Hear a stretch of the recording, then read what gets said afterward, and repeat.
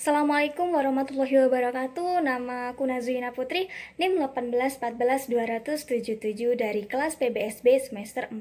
Di sini saya akan menjawab soal UAS dari mata kuliah Manajemen Pengawasan Bank dan Lembaga Keuangan Syariah. Yang pertama adalah tujuan dari The Basel Committee.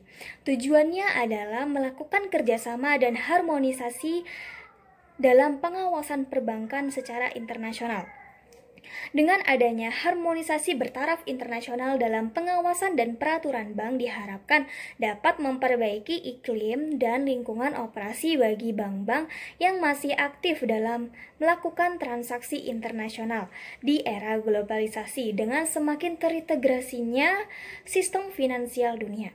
Dengan demikian, sasaran The Basel Committee adalah standarisasi pengawasan dan peraturan bank yang memiliki usaha bertaraf internasional dan melakukan transaksi usaha pada yurisdiksi otoritas pengawasan bank.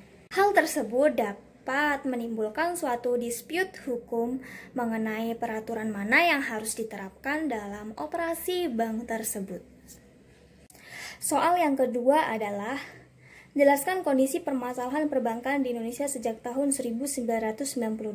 Sebutkan dan jelaskan 3 faktor yang menunjukkan keterkaitan dan harus diperhatikan dalam setiap permasalahan perbankan.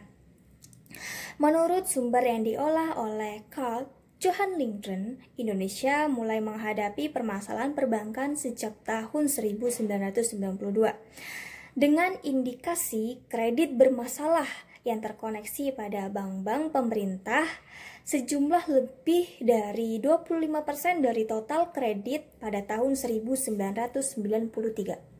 Pengaruh negatif lain bersumber pada kondisi dan kebijaksanaan ekonomi makro di Indonesia pada masa itu, yaitu jumlah uang beredar dan kredit tumbuh begitu cepat setelah deregulasi pada tahun 1998.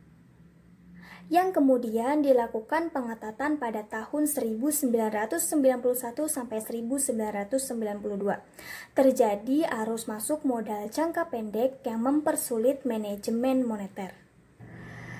Tingkat bunga bank meningkat dari 10% menjadi 16% sebagai dampak dari krisis Meksiko pada awal 1985. Lalu sebutkan dan jelaskan 3 faktor yang menunjukkan keterkaitan dan harus diperhatikan dalam setiap permasalahan perbankan.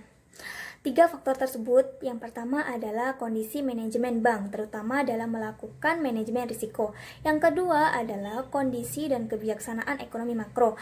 Yang ketiga adalah efektivitas pengawasan bank.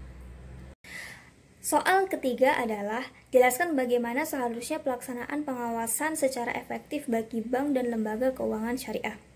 Untuk melakukan pengawasan bank secara efektif diperlukan biaya yang cukup besar. Namun bila hal ini tidak dilakukan maka berakibat terjadinya krisis perbankan. Dan untuk biaya yang dikeluarkan untuk pemulihannya jauh lebih besar. Terima kasih dari saya. Wassalamualaikum warahmatullahi wabarakatuh.